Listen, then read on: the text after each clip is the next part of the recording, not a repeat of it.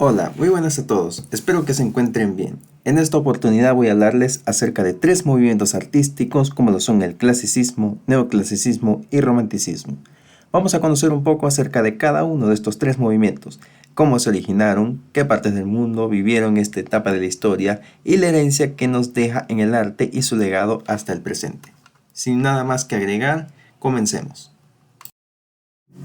Vamos a comenzar con el primero de la lista, que es el clasicismo. Se denomina clasicismo al estilo artístico y literario que se caracteriza por un retorno a las normas estéticas de la antigüedad grecorromana.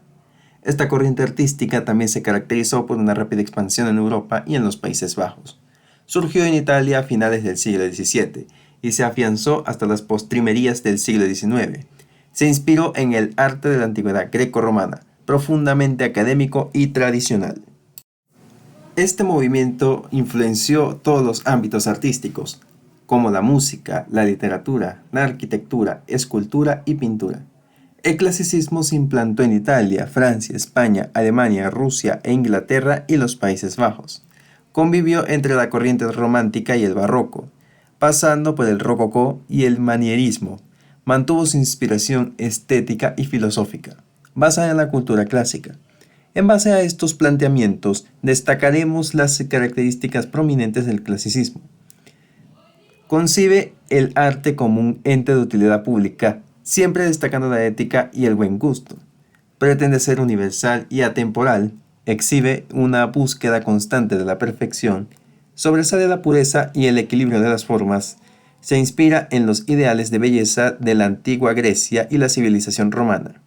Armoniza las formas con el equilibrio y la sobriedad, da continuidad a los valores del Renacimiento, sigue la tendencia humanista, resaltando la independencia y dignidad del espíritu humano.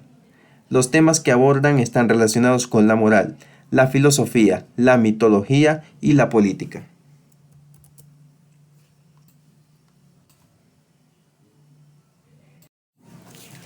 El rey Luis XIV enmarcó el clasicismo como arte de gran gusto. El pintor Charles Le Brun definió el estilo oficial para la época. En 1948 se creó la Academia Real de Bellas Artes, instituyendo así las líneas artísticas al servicio de la monarquía. Entre las decisiones que se tomaron está la creación de géneros donde el paisaje estaba en la última posición. El clasicismo favoreció el retorno de motivo de relatos, historias, ideales y escenas del arte greco-romano, especialmente de su tradición mitológica. Esto implica la pérdida de importancia de imaginario religioso cristiano. El siguiente de que les voy a hablar es acerca del neoclasicismo, el cual fue un movimiento artístico y literario que surgió a mediados del siglo XVIII y se extendió hasta el siglo XIX. Tenía como base la renovación de los valores filosóficos y estéticos de la antigüedad clásica y el culto a la razón, interpretados como modelos para la construcción de la modernidad. Tres procesos históricos fueron claves en el movimiento neoclásico. El primero de ellos es la aparición de la Ilustración y el Iluminismo, movimiento filosófico que defendía la razón, el conocimiento y la secularización como propósito y medio para derogar el dogmatismo y fomentar el progreso. En este movimiento se insertó la Enciclopedia de Diderot y de Alembert, publicada por primera vez entre 1751 y 1772. El segundo punto es el descubrimiento de las ruinas de Herculano en 1738 y Pompeya 1748, que despertó nuevamente el interés por estudiar la cultura grecolatina. El tercer y último punto, la llamada doble revolución, es decir, la revolución industrial que estaba modificando los modos de producción y organización social, y la revolución francesa que proclamaba la igualdad, libertad y fraternidad. El neoclasicismo se caracteriza a grandes rasgos por su principio estético refleja la razón humana, es decir, claridad de formas, colores sobrios, espacios llanos, líneas verticales y horizontales fuertes, y en líneas generales una apuesta por la sencillez y la linealidad. El segundo punto es el color y la mancha, así como las pinceladas de autor que fueron tan apreciadas en la pintura del barroco, ceden terreno a la corrección del trazo, el dibujo y la forma. El tercer punto es que se regresa al imaginario grecorromano de la era clásica, la mitología, la épica, los mitos griegos, etc. También se valoraron las temáticas históricas contemporáneas, como la Revolución Francesa. Y por último, en líneas generales, el neoclasicismo consistió en una continuación de las propuestas del clasicismo, pero mucho más cargadas políticamente.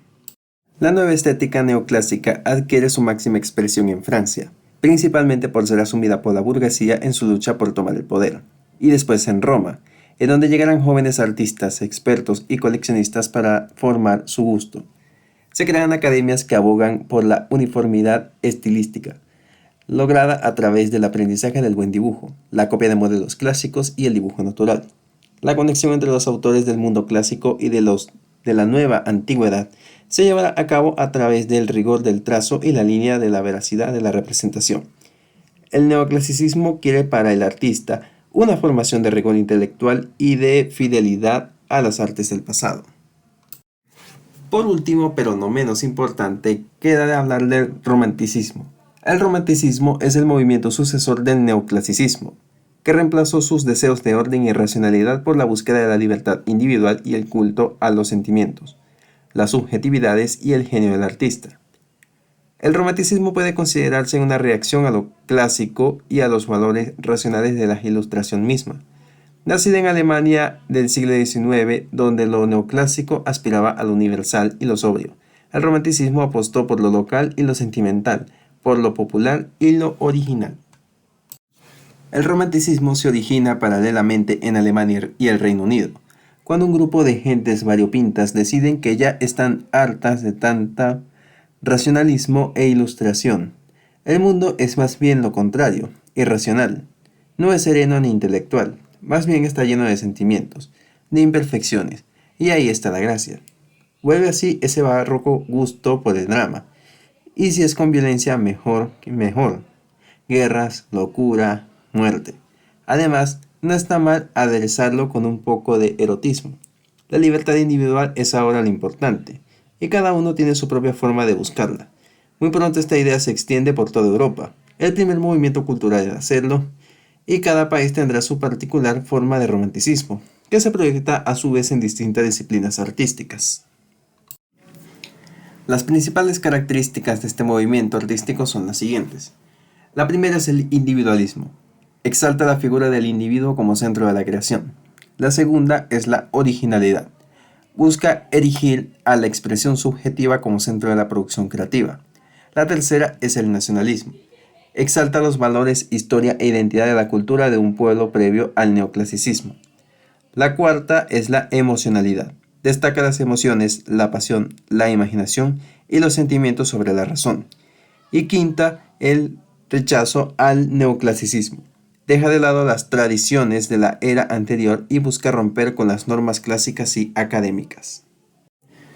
Como aporte que este movimiento dio a través de la historia es que propone la liberación de las rígidas reglas del arte academicista, particularmente el neoclasicismo. Subordina la técnica a la expresión individual y no al contrario. Redescubrimiento de la naturaleza. El romanticismo convirtió al paisaje en una metáfora del mundo interior y una fuente de inspiración.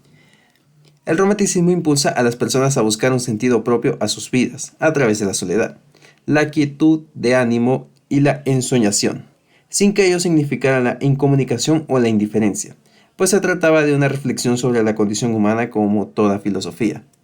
Finalmente renace el gusto por la naturaleza, pero es muy subjetiva. Es así que los paisajes son ahora un género mayor. No interesan descripciones topográficas, sino mostrar emociones humanas a través de dos vertientes principales, lo pintoresco y lo sublime. Ya para finalizar, espero que te haya servido de algo este video. Sé que omití varios puntos que se pueden considerar importantes como lo son sus principales exponentes y fechas, pero realmente por cuestiones de tiempo no me quise extender en esta oportunidad. Si tienes algún dato que agregar, te estaré viendo en la caja de comentarios. Dale me gusta si te sirvió este video, mi nombre es Axel Avariano y sin nada más que agregar, me despido.